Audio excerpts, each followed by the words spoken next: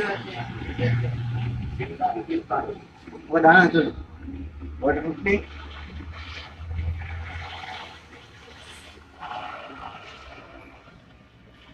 Apa jawaban dan Oi,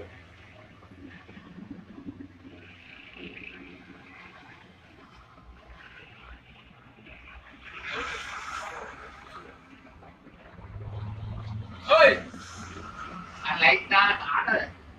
Yeah, I like that.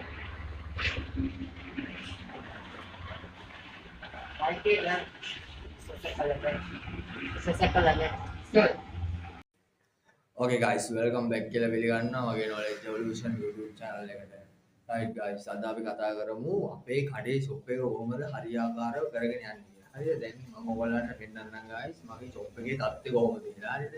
ඒ කියන්නේ මේක අපිට ඔයගොල්ලන්ට පුළුවන්කම තියෙනවා guys. ඔයගොල්ලන්ට කැමති විදිහට මේ shop එකක් හදාගෙන යන්න. හරිද? දැන් ඔයගොල්ලෝ මම ඉස්සෙල්ලාම ඔයගොල්ලන්ට කියන්න ඕන guys. ඉස්සෙල්ලාම මේක ඔයගොල්ලන්ට වේදම් කරන්න පුළුවන් නම් විතරක් ඔයගොල්ලෝ මේ shop එක පටන් ගන්න. හරිද? නැත්තම් ඕගොල්ලන්ගේ කඩයක් නම් ඕගොල්ලන්ගේම තැනක් වගේ නම් ඕගොල්ලන්ට පුළුවන්කම තියෙනවා ඒක කරගෙන යන්න. හරිද? ඕගොල්ලෝ රෙන්ට් එකට වගේ අරගෙන යනවා නම් guys ඕගොල්ලන්ට හරි අමාරු වෙනවා මේ රෙන්ට් එකත් එක්කම මේ ඉන්කම් එක හදාගන්න. හරිද? දැන් මොකද දැන් මම ජොබ් එකක් කරගෙන මම මගේ රෙන්ට් එක මම මගේ ජොබ් එකෙන් ගෙවාගෙන යන නිසා මගේ බඩු ටික මම ලෝන් දාන්න නැතුව මම මේ මගේ පඩියෙන් අරගෙන කරගෙන යන නිසා මට පුළුවන්කම තියෙනවා guys මට ගෙදර අයගේ සපෝට් එකත් එක්කම මේ වැඩේ කරගෙන යන්න. හරිද?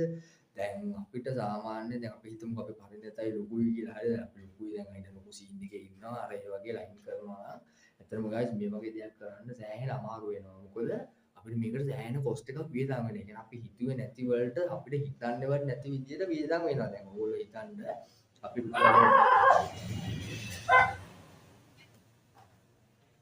ඔයගොල්ලෝ හිතන්න guys අපි දැන් රුපියල් 5000ක වගේ ගෙනාවා කියලා රුපියල් 5000ක අපි හිතමු රුපියල් 5000ක වගේ ගෙනාවා කියලා. දැන් රුපියල් 5000ක අපි බඩු ගෙනාවට පස්සේ දැන් අපි ඒක දානවනේ.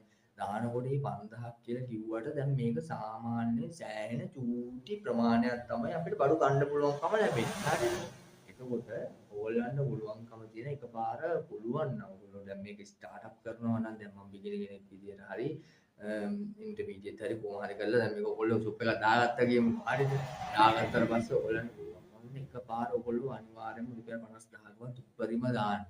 හරිද? සිල්ලර බඩු විතරක් කරනවා නම් උඩරිම අඩුම තරමේ රුපියල් 50000ක්වත් දාන්න ඕනේ. මොකද කිව්වොත් එහෙම ඔයා සිල්ලර බඩු කඩේ දැම්ම ගමම්ම ඔයාගේ මේ බඩු ටික පට ගාලි කරගෙන ගන්නවා කොහොමද? හරිද? එතකොට ඔයාට ඊළඟ පාර ගේන්න සල්ලි නැතුව ගියොත් එහෙම ඔයාට වෙන්නේ ලොකු ප්‍රශ්නයකට මුහුණ දෙන්න තමයි වෙන්නේ guys. හරිද?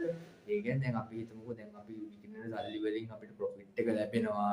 ඒ සල්ලි වලින් අපි ආපහු බඩු ගේනවා කියලා හිතාගෙන හිටියට guys එකපාරටම අපිට මොකක් හරි ඕන වෙලා අපි හිතමුකෝ දැන් සිගරට් එකක් ගහනවා නම් හරි බීන් එකක් බොනවා නම් හරි බිස්කට් එකක් කනවා නම් හරි අපේ රාජ්‍යයෙන් සල්ලි අයිතොත් guys වෙන්නේ මේක කරන්න බෑ. මොකද ඊට පස්සේ අපිට තව මුදල් නැති හින්දා අපිට ටික කාලයක් අපිට තව යොදවන්න වෙනවා මේ වැඩේට.